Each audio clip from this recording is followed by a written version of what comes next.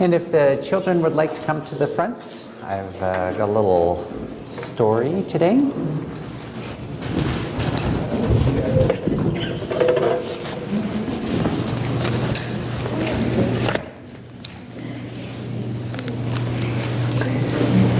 So here's a strange question. Have you ever been happy and sad at the same time, or almost the same time? Sort of? Yeah, it's really kind of hard to know because when you feel happy, you don't feel sad. When you feel sad, you don't really feel happy. It's a weird feeling. So yesterday, I kind of experienced that. So I was at a funeral, for someone who had died, and they were a relative of mine. So I was sad that they had died. I was feeling sad that day. But at the same time, I was kind of happy that there were lots of people there, and I was grateful for my cousin because he was a really nice guy. And I was also feeling kind of good that our family was together, like my other cousins were there too. So it was kind of funny, like sometimes when adults go to funerals, they'll say, oh, it's good to see you, but not like this. And it's a funny feeling, isn't it? If it's ever happened to you, you'll know it's kind of a funny feeling, kind of happy, kind of sad.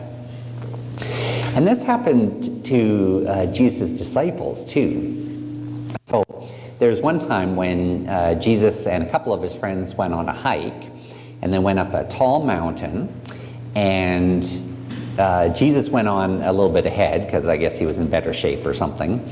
And when the other disciples finally got up to the mountain, they found that Jesus was glowing, kind of like an angel.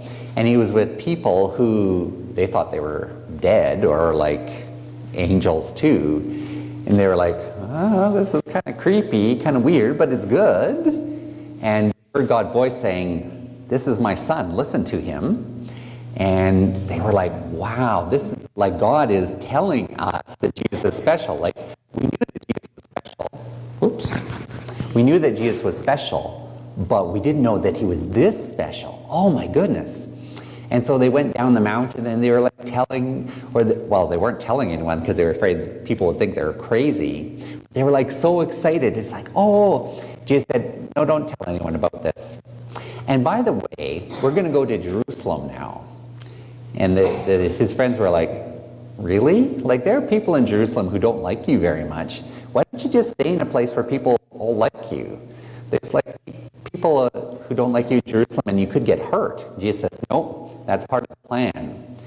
So they were like kind of happy that they had like shared this amazing thing with Jesus, but they were kind of sad, it's like we have to go to Jerusalem now and like it might be kind of dangerous and scary there. It's kind of like next Sunday is the first Sunday in the season that we sometimes call Lent, the church season. And so it's kind of a happy season and kind of a sad season. It's happy in that, we hear lots of stories about Jesus and about the important things he did, but it's sad because at the end of Lent, we remember that Jesus died on a cross. And that's the saddest church day of all, Good Friday. We even call it Good Friday. It's like, why? It's not a Good Friday at all. I don't know who started that. I don't think it was a good idea though.